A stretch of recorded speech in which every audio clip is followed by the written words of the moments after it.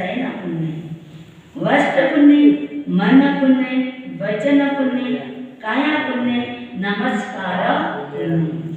प्रभु ने कहा है ये 9 प्रकार के पुण्य हैं। ये 9 प्रकार के पुण्य को जो अपनाएगा, इन पुण्यों का जो सहारा लेगा, निश्चय ही उसका जीवन भव सागर से पार होगा। ऐसा परमात्मा ने कहा है, जिसमें काया पुण्य में हम पहुंच गए हैं। काया पुण्य, काया शरीर, परमात्मा ने 5 प्रकार के शरीर बदलाए हैं। काया की परिभाषा प्रस्तुत करते हुए परमात्मा कह रहे हैं, इस शरीर के 5 नाम बतलाए हैं। शरीर के 5 भेद कौन कौन से हैं? औदारिक शरीर, व्याक्रिय शरीर, आहारक शरीर, तेजस शरीर, कार्मन शरीर। ये परमात्मा इनका विश्लेषण कर रहे हैं।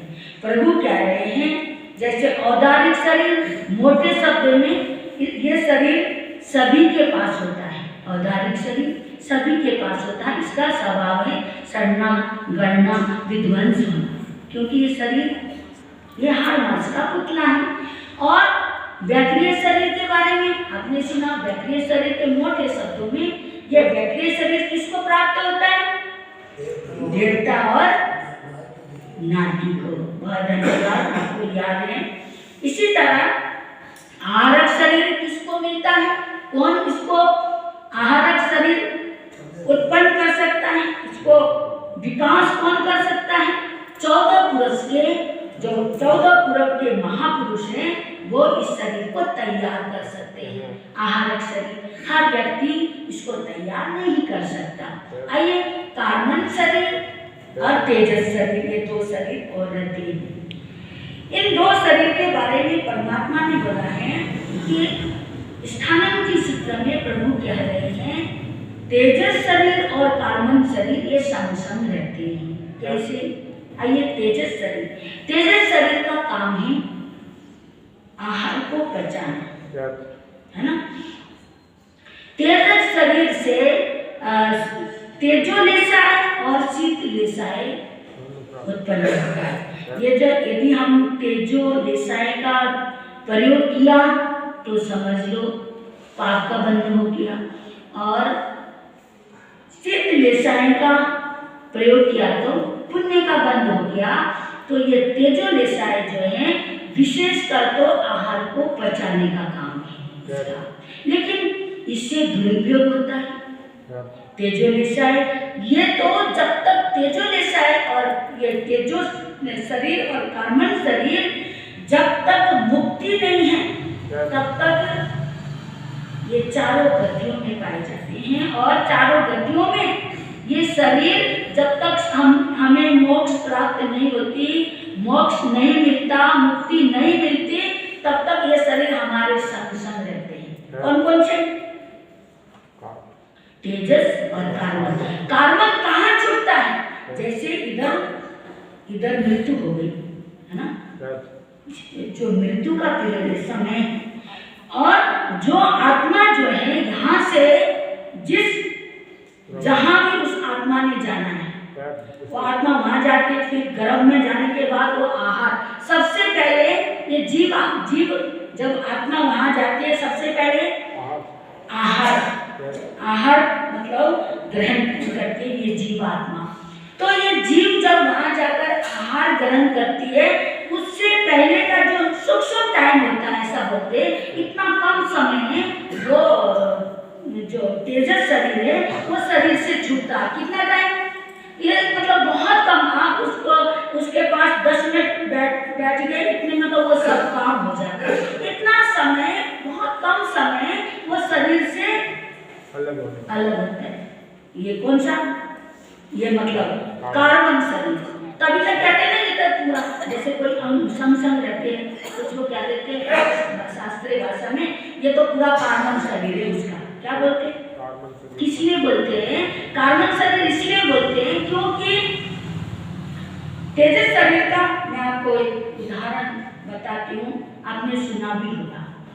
भगवान महावीर स्वामी और गौशाला विचरण कर रहे थे, विहार कर रहे थे। तो विहार करते हुए एकदम 12 बजे का समय था, भयंकर धूप गर्मी। तो एक शिला तट पर वैश्यनायन नाम का एक ऋषि वो साधना कर रहे थे, आतापना ले रहे थे, धूप में बैठ के वो साधना कर रहे थे। तो साधना करते समय गौशालक ने देखा भगवान तो किसी की निंदा आलोचना उनकी कोई दृष्टि देखना, उनको तो खाली रास्ता देख के चलते थे कि कौन क्या कर रहा, क्या पहन रहा, क्या खा रहा, कैसे चल रहा, कैसे बैठ रहा, वो उनका उनसे किसी से मतलब नहीं है। जो बाहर ध्यान देता है फिर वो अंदर पहुंच नहीं सकता। और गौशाला तो शुद्रांग ऋषि का था, वो तो कमी कमजोरी ढूंढता तो भगवान को नहीं छोड़ा। यदि राष्ट्र में वो आलोचना ना करता तो वो उसको तो कितने मतलब उसको तो जोड़ी जोड़ी भटकना पड़ता। फिर भी वो कहाँ गया हुआ है गौशाला? पता आपको कहाँ गया हुआ गौशाला? देवलोक में गया हुआ, आज में देवलोक में। उसने पश्चाताप करा और बाद में भगवान को माना। नहीं तो भगवान के उससे ज्यादा भगवान मतलब भगवान से ज्यादा उसके श्रावक थे। देखो ना, पाप ही पनपता है। उस जमाने में भी, उस चौथे आरे में भी भगवान की वो निंदा करता था। विहार करके जहाँ जहाँ भी जाता था वहाँ भगवान की निंदा। जैसे संप्रदायवाद में होता है, संप्रदायवाद में तो यही काम हम सही सरमन संग ढीला, सरमन संग ऐसा। तो भगवान के अनुयायी ज्यादा थे, लेकिन धीरे धीरे धीरे धीरे सब गौशाला के ज्यादा गौशाला के बन गए थे, आधे से ज्यादा गौशाला के बन गए थे। इतना मतलब तो भगवान के संग विहार कर रहा था, सामने देखा वो शिला में बैठा हुआ, मतलब वो आतापना ले रहा है। इतनी गर्मी से उसके सिर में जुए थे, उस तपस्वी के सिर में जुए पड़ गए थे। वो बाल उनकी ऐसी साधना थी, बहुत लंबे घने बाल, सिर पे बहुत लंबे लंबे बाल, दाढ़ी बड़ी हुई है। और जो उनकी सफाई ना रखो तो जुए तो नेचुरल है, ये तो जीव है। तो भगवान ने कहीं भी नहीं बोला जीव पैदा करो, गंदगी फैलाओ, कहीं उल्लेख नहीं है, क्योंकि इससे तो समुद्र जीव पैदा हो जाते हैं। तो इतने ज्यादा जू पड़ गई थी, वो साधना में इतना तल्लीन था, उसको अपने शरीर का ध्यान नहीं था। तो बालों में जू पड़ गई, इतने जू हो गए, वो जू गर्मी में तड़प के वो जमीन में गिरने लगी। जमीन में गिरे तो जमीन भी कैसा है, गर्म है। तो वो भावित तड़प लेंगे करके वो आतापना लिया हुआ जो मुनि जो ऋषि है वो जू उठा उठा के अपने सिर में डालता। क्या करता था? सिर में डालता। खड़े होके मैं देखने लग गया गौशाला, भगवान तो आगे जा रहे और वो देख के कहने लगे, भगवान को बोलने रुको, भगवान रुको, प्रभु रुके। उसको बताने के देखो कैसे मतलब जू उठा उठा के अपने सिर में डाल रहा, बार बार कह रहा, उसकी निंदा कर रहा। कहने लगा ये मतलब तपस्वी है या जूओं का खान है या जूओं का पिंड है। 5-7 बार ऐसे बोलता रहा। किसी को इतना बोलने से तो कोई बर्दाश्त नहीं करता, उसको एकदम गुस्सा आ गया। तपस्वी था तेजो उसने एक ऐसी साधना ऐसी गद्दी कर ली थी, तो उसने एकदम तेजो से छोड़ दी। इतने दूर आप उसको जाके आदमी उसको पकड़ने शुरू हो गया। तो भगवान नहीं थे, उसी को पकड़ लिया क्योंकि उसके प्रति क्रोध आया। तो उस समय है मुझे बचाओ, प्रभु बचाओ, वो चिल्लाने लग गया। तब प्रभु ने उसी समय क्या करा? महावीर स्वामी ने उसी समय सिर्फ लेसाई का प्रयोग किया और उस आग को शांत किया। देखो उसने क्रोध में आग को छोड़ दिया, लब्धि अपनी तपस्या है ना। तो तेजस शरीर से उसने ऐसी साधना करके तेजो लेसाई पैदा किया, लेकिन उसको अंदर समता थी, उससे समता हट गई, समता से दूर हो गया। तो उसको क्या करना पड़ा? पाप का बंधन हो गया, उससे पाप का बंधन कर लिया। और भगवान ने क्या करा? उसको बचाया। किसको बचाया? गौशाला को बचाया, तो वो बच गया। तो ये जो तेजस शरीर का काम क्या है? मुख्य काम तो उसको आहार को पचाना है। जो गर्म में जीव जाता है तो पहले आहार करता है, तो उसके संग संग इसके बिना तो फिर वो काम ही नहीं चलेगा। तो ये शरीर का मुख्य उद्देश्य जो काम है आहार को पचाना। और कार्बन शरीर का काम मैंने आपको बताया, कार्बन शरीर जो है अंग संग रहता है, पर कब तक छूटता है, जब यहाँ से जब जाता है तो वो कर्म आत्मा एक होने के बाद वो क्या हो जाता है, फिर आत्मा के संग रहता है। जब तक मोक्ष नहीं है तब तक ये शरीर चारों गति में रहता है, कुछ समय नहीं रहता। जैसे कोई व्यक्ति है, उसके पड़ोसी का क्या हो गया, स्वर्गवास हो गया, उसका परिवार मुंबई या कहीं भी रहता है, मुंबई, चेन्नई, बेंगलोर, कहीं उसका परिवार रहता है। अब उसके घर में वो वृद्ध है, उसके तो कोई करने वाला नहीं है, तो ध्यान कौन रखेगा, जो पड़ोसी वही रखेगा ना, पड़ोसी ध्यान रखता है। इतने में दूसरा आ जाता है, उसका दूसरे आने के बाद तुरंत वो भले ही वहाँ उसका काम करता है, सब करता है, पर वो आने के बाद तो वो उसको थोड़ा रिलैक्स मिलता है।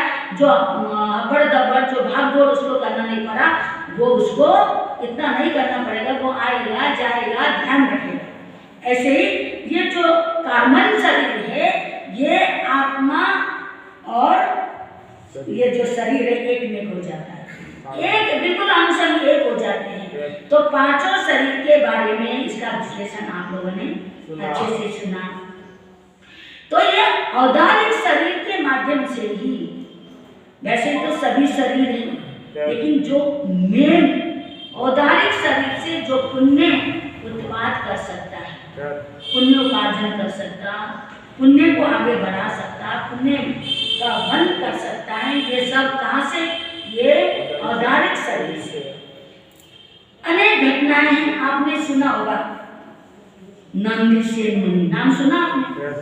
नंदीसेन मुनि जो घर में था, बाल्यकाल में उसके पिताजी चले गए, फिर थोड़े दिन के बाद माताजी भी चले गए। अब वो नंदीसेन नाम का जो बालक है वो अपने ननियाल में रहता है। मामा तो फिर भी प्यार करता है, लेकिन मामी ताने देती है, डांटती है, बात बात में उसको टोकती है, बोलती है, तो उसका मन नहीं लगता। थोड़ा बड़ा हो जाता है, किशोर अवस्था में पहुंच जाता है, तो सोचता है यहाँ रह के करना क्या है, कोई इज्जत नहीं है, कोई प्रेम नहीं है, किसी के प्रति मेरे लिए कोई दया नहीं खाता, मेरे माँ बाप नहीं है, तो उसके भीतर अपने आप ही आत्मग्लानियाँ आने लग जाती है। इतनी ज्यादा आत्मग्लानियाँ आने लग जाती है तो मन में सोचता है अब मुझे बचना नहीं, तो एक पहाड़ी पे चढ़ता है, जाके ऊपर से यहाँ से गिर जाके, यहाँ से गिरूंगा तो मर जाऊंगा, अच्छा है, तो आत्महत्या की वो तैयारी करता है ऊपर पहाड़ पे चढ़ के। तो वहाँ पर एक मुनि साधना कर रहे होते, एक बालक को देखते हैं और मुनि कहते तुम यहाँ क्या करने आए हो, किस लिए आए तुम यहाँ, उस बालक से पूछते हैं। तो बालक सब बातें बता देता, भाई मैं बहुत दुखी हूँ, मतलब मेरे माता पिता नहीं है, मेरे रिश्तेदार हैं, मामा मामी है, पर मुझे कोई प्रेम नहीं करता, मुझे कोई प्यार नहीं देता, तो मैं चाहता हूँ इस संसार में जी के करना क्या है।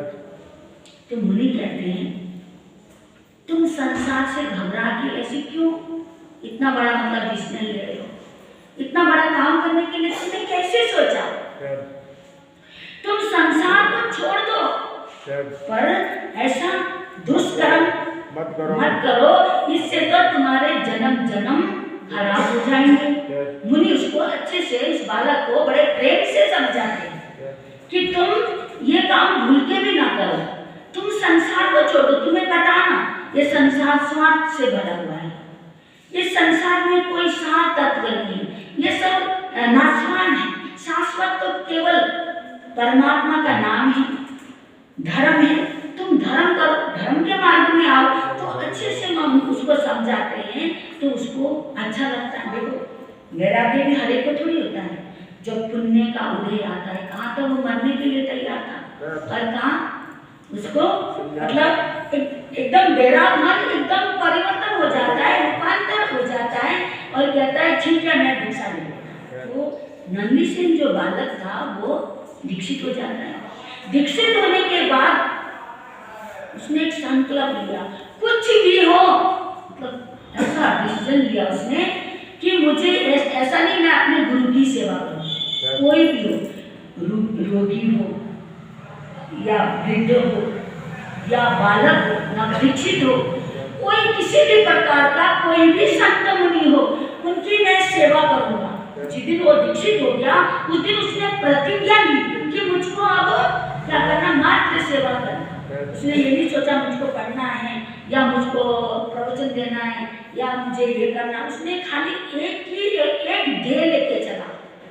नंदी सेठ ने एक ध्येय, उसने कहा मुझे बस, चाहे वो रोगी है, चाहे वो वृद्ध है, चाहे वो नवदीक्षित है, जिनको मेरी सेवा की आवश्यकता है मैं उनकी सेवा तन मन से करूंगा, ऐसा उसने संकल्प लिया। और उसी दिन से वो सेवा करता है और सेवा के संग संग बेले बेले के पालना करता है। वो संकल्प है और जहाँ साधु देखेंगे वही सेवा करेगा। नहीं अगर जो अपनी साधना है, अपनी तपस्या जो है, क्योंकि साधु का मूल उद्देश्य तप है वास्तव में, तप जप और स्वाध्याय। बाकी ये चीज तो सब बाद में, बाहर की चीजें बाद में आई हुई है। आप कहीं भी देखो, आप शास्त्र पढ़ो, कहीं देखो तो पहले के जो मुनिराज होते थे, साधु संत होते थे, वो क्या करते थे, याद करना, स्वाध्याय करना, अपने गुरु को सुनाना, गुरु का कहना मानना, विनय भक्ति करना, सेवा करना, यही काम होते थे। प्रवचन तो भगवान ने प्रवचन नहीं किए। सोचो ना, कई बार हमें बड़ा, मुझे तो अटपटा लगता है, जब तक उन्हें केवल्य की प्राप्ति नहीं हुई उन्होंने प्रवचन नहीं करा, बोले ही नहीं, बिना काम से वो बोलते ही नहीं थे। 2-3 कारण से वो बोलते थे। एक तो रास्ता पूछने के लिए, जैसे ब्याह करते हैं ना, तो रास्ता पूछने के लिए एक मतलब उन्होंने आगार रखा हुआ था, एक रास्ता पूछने के लिए और एक जैसे कोई प्रश्न करते हैं, तुम कौन है, क्या हो, पूछते हैं ना रास्ते में, तो उसके लिए उन्होंने रखा था एक जहाँ रुकना है वहाँ पर स्नान के लिए आज्ञा आदि लेनी पड़ती है। केवल ये 2-3 चीजों के सिवाय वो बोलते ही नहीं थे, तभी तो उनका कल्याण हुआ। और हमें तो यदि आज जमाना ही ऐसा हो गया, यदि कोई साधु को प्रवचन करने नहीं आता, उसको कोई ज्ञान नहीं, तो कहेंगे तो ऐसे ही काम चला हुआ महाराज, है ना, आप लोगों की धारणा। और लोग तो कहीं तो टेस्ट करते हैं, भाई ये बोलने में कैसे है, इनका प्रवचन कैसा है, मतलब कितनी विकृतियां हैं। अरे वो साधु खाली वही प्रवचन याद करके आपको सुनाएगा, बस मात्र वही उद्देश्य है उसका, अन्य और कोई काम नहीं। फिर प्रवचन करने लगने के बाद साधु के भीतर अहंकार आ गया, तो समझो कितना पतन हो गया। वो आत्मा के गुणों से कितने दूर हो गया, सोचो। पर ये सब व्यवस्थाएं समाज ने, हम लोगों ने तो बनाई, आप और हमने तो बनाया ये सब समझ। आज तो अभी दीक्षा हो गई और प्रवचन करने बिठा देते हैं उसको, तप जप स्वाध्याय सेवा, उसको कुछ ज्ञान ही नहीं होता, उधर लगाते ही नहीं। तो वो नंदी सिंह जो है, समय आपका ग्यारह जल्दी कितने बजे मुझे समाप्त करनी है? 11 बजे तक कह रहे हैं ना, आएगा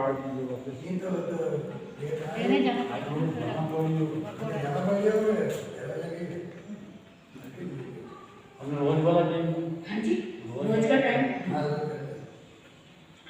तो नंदी सिंह जो है बेले बेले के पालना करते हैं, नवदीक्षित हैं, और कोई ऐसे मन में संकल्प जो है वो भी करते हैं कि मुझे सेवा करनी है। ऐसे चल रही है, लेकिन क्या होता है, उनकी जो सच्चाई है देवलोक तक जाती है। हमें ऐसा लगता है कि कौन हमें देख रहा है, हम झूठ करते हैं, कपट करते हैं, हम आपसे कपट करते हैं, हम साधु हैं, हम अंदर करते हैं, तुम बाहर करते हो। हम सोचते हैं हमें कौन देखता है, पर हमने जो कर्म करते हैं, कर्म का हर पल हर क्षण बैठे बैठे इंसान एक एक पल में कर्मों का बंद होता है। हम सोचते हैं कि हमें कौन देखता है, आपसे हम छुपाए, आप हमें छुपाए, लेकिन कर्मों से कोई छुपा सकता है नहीं। जो कर्म हमने किए हैं कभी तो हाथों हाथ मिलते हैं और कभी अगले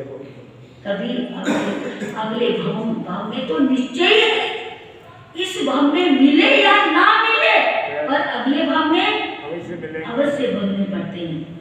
इस जन्म में ना सही परिभव में मिलते हैं, इस जन्म में ना सही परिभव में मिलते हैं, अपने मिलते हैं, अपने पुण्य और पाप का फल सबको मिलते हैं। तो इस जन्म में मिले या ना मिले कंफर्म नहीं है, लेकिन अगले जन्म में तो अवश्य मिलेगा, अवश्य मिलते हैं।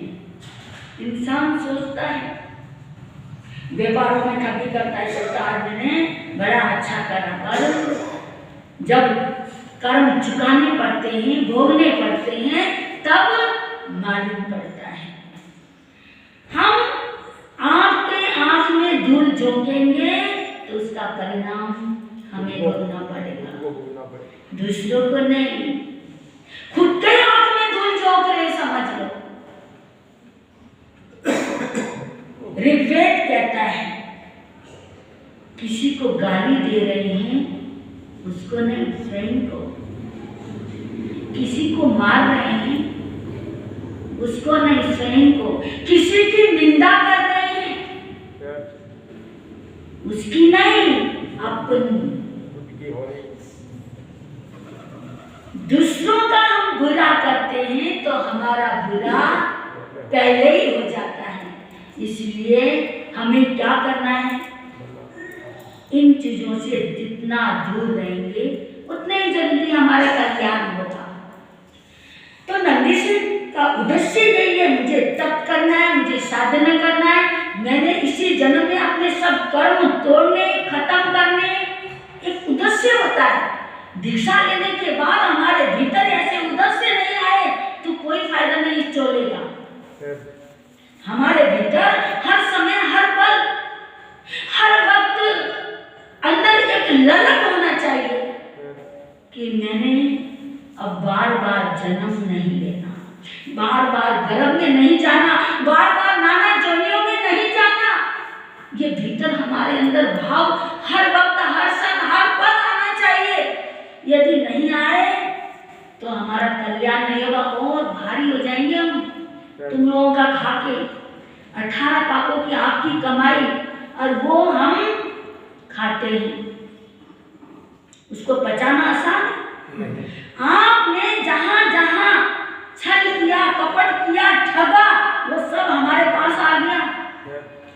आप लोगों को तो लगता होगा इनका क्या काम है ना? लगता होगा आप लोगों को इनका काम क्या है। हमें कितना मेहनत करना पड़ता है। सर्दी नहीं देखते, गर्मी नहीं देखते, अंधी नहीं देखते, तूफान नहीं देखते, अपना शरीर नहीं देखते, हम भागते हैं कमाने के लिए, कमाई के लिए। और साधुओं का क्या, इनको तो जब भूख लगे पाटे उठाओ चलते बन, है ना? ऐसे ही है ना आप लोगों के दिल में। पर आपके घर का लाके, फिर उसको खाके, फिर उसको पचाना आसान नहीं, बहुत मुश्किल है। हमें सोच समझ के खाना पड़ता है। यदि आपके घर का बढ़िया बढ़िया गरिष्ठ भोजन हमने कर लिया, आपने तो हमें बढ़िया बढ़िया खिलाया, पर हमारी साधना बढ़िया नहीं है, हमारी चर्या बढ़िया नहीं है, हमारे चारित्र बढ़िया नहीं है, तो उसका फल जन्म जन्म लगते हैं उसको भुगतान करने। बहुत मुश्किल है, बहुत मुश्किल है, ये कहना आसान है। तो नंदी सिंह उसने यही सोचा, रूखा सूखा खाकर जितना हो सके मैं साधना करूंगा। बेले बेले तप करना शुरू कर दिया। 2 दिन का उपवास पाड़ना, 2 दिन का उपवास पाड़ना, छठम घटम तपस्या चालू कर दी। अब कभी योग होता है, कभी संयोग नहीं होता, कभी होता है, कभी नहीं होता है, फिर बेला, ऐसी साधना उनकी चल रही है। एक दिन क्या होता है, एक दिन वो आहार लाके बैठ के खाने लगे। ये चर्चाएं कहाँ पर हो रही है, देव लोग में देख रहे हैं देवता लोग। मैं आपको कहती ना, लोग कहते देखते नहीं है। हम अच्छे कर्म करें तो देवता भी हमें देखते, हमसे प्रसन्न होते हैं। देवता में इंद्र ने प्रशंसा करी देव सभा में, अरे मृत्युलोक में एक ऐसा मुनि है, एक ऐसा ऋषि है, एक अद्भुत है उसका जीवन। इतनी तपस्या, इतनी साधना, और उस तपस्या साधना में फिर इतनी सेवा भावना, मुनियों की सेवा, वृद्धों की सेवा, रोगियों की सेवा, नवदीक्षितों की सेवा। दो देवताओं को पसंद नहीं आई वो बात। इंद्र बता रहे, जैसे मैं आपको बोल रही हूँ, किसी को मेरी बात पसंद ना आए, ऐसे ही उस सभा में खलबली सी मच गई। अरे नहीं नहीं, ऐसा तो नहीं हो सकता है, वो अन्न खाता है, थोड़ा खाता है, ज्यादा खाता है, खाता तो खाता है, पर ऐसा नहीं हो सकता। उन दो कहने लगे हम देख के आते हैं, देखते तो सही कैसा मुनि जो इतनी महान साधना बता रहे। आगे एक ने तो वृद्ध रोगी संत का रूप बना लिया, एक ने साधारण संत बन गया, एक साधारण दुबला पतला सा बन गया, एक वृद्ध रोगी बन गया। आ गया वो जो दुबला पतला संत, आके उसको डांट डपौक करने लगा। अभी उसने मुंह में डाला ही नहीं था, अभी नमस्कार मंत्र का ध्यान कर रहा था और पारने की तैयारी हो रही थी, डेरे का खोलने की इसकी तैयारी थी। इतने में आके कहने लगा, अरे बनता है ज्यादा, इतना नाम है तेरा और तू कहता है मैं सेवा करता हूँ। तुझे मालूम है नगर के बाहर ऐसा वृद्ध रोगी तड़प रहा है और तू यहाँ बढ़िया बढ़िया माल खाने में बैठा हुआ है, शर्म नहीं आती तुझे? उसी समय मुंह तक गया हुआ कवर वहां छोड़ के फटाफट नंदी से गांव के बाहर चला गया। जाके देखा मुंह से थूक निकल रहा है, नाक बह रहा है, क्योंकि देव माया, मैंने आपको बताया ना, देव का व्यापारी शरीर से कुछ भी कर सकता है, सुंदर भी बन सकता है, असुंदर भी बन सकता है। बहुत बड़ा विराट वहां पर एक पूरा नगर बसा सकता है, एक क्षण में सब कुछ कर सकता है, एक क्षण में पूरा तहस कर सकता है, एक क्षण में आबाद कर सकता है देव।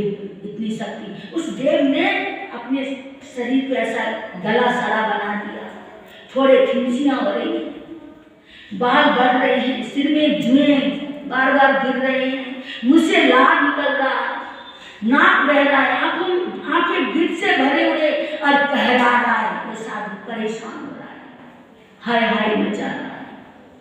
गया जाके कहा भाई मुझे पानी पीना है, और फटाफट वहां से भागा और पूरे गांव घुमा, पानी का योग संयोग नहीं मिला। एक जगह जाके पानी लेके आया और उसको चिल्ला के कहा, अरे मूर्ख, मैं यहाँ पानी से तड़प रहा हूँ और तू कहाँ चला गया था? गुरुदेव पानी ढूंढता रहा, योग संयोग नहीं हुआ, अभी मिला, लेके आया, पानी पिलाया और कहा गुरुदेव उपासना में चलते, स्थानक में चलते, आपके वहां जाके मिटाएंगे, आपको अच्छे से रखूंगा, चलो वहां ले चलता हूँ, आपको अच्छे से साफ करूंगा, दूसरे वस्त्र पहनाऊंगा, कपड़े सड़ रहे हैं। तेरा दिमाग खराब हो रहा, मुझे चलने के लिए बोल रहा, मेरी स्थिति देख, क्योंकि वो देव माया है। उसने कहा गुरुदेव मैं आपको कंधे में लेके जाऊंगा, आपको मैं चलाऊंगा नहीं। कंधे में बिठा दिया और वो चल रहा। चलते समय थोड़ा, क्योंकि रास्ता थोड़ा कहीं ऊपर खबर सा रास्ता है, तो पाँव थोड़ा ऐसा हुआ है, वही उसको डांटता है, मूर्ख तुझे चलना नहीं आता, तू कैसा आदमी है, क्या करना है तू ऐसा? अब वो धीरे धीरे चलता है तो कहता कितना धीरे चल रहा है, तेज चलता तो कहता कितना तेज चल रहा है। ऐसी स्थिति बनती गई। उपाश्रय में उसको लेके गए उपाश्रय में, और रास्ते में उसको लघु शंका गुरु शंका की स्थिति हो गई और उसके कंधे में ही कर दिया। उपाश्रय में ले जाके उसकी सफाई की, कपड़े बदलाया। जब कपड़े बदलने लगे तब वो देव अपने रूप में आ गया। उसने कहा क्षमा करना, आपकी जो प्रशंसा देवलोक में हुई, इंद्र सभा में हुई, हम सोचते थे मनुष्य होकर इतना संभाव में रह सकता है, मनुष्य होकर इतनी साधना कर सकता है, पर वास्तव में तुम्हारी क्षमता, तुम्हारी साधना, तुम्हारी तपस्या ऐसी अद्भुत साधना, और वहीं पर उसको केवल ज्ञान, केवल दर्शन की प्राप्ति हो गई। तो शरीर से उसने सेवा तो की, काया से पुण्य तो कमाया ना, तो हमें ये शरीर मिला है तो पुण्य कमाने के लिए मिला है। इस शरीर से हम जितना पुण्य कमाएंगे, तो प्रभु महावीर ने स्थानांति सूत्र में 9वें अध्याय में और 9 टिप्स इसलिए बतलाए हैं क्योंकि इंसान जितना पुण्य उपार्जन करेगा उतने ही संसार को घटाएगा, जितना पाप का बंधन करेगा तो उतने ही संसार को बढ़ाएगा। तो 7 बातें सुनाऊं आपको, है ना?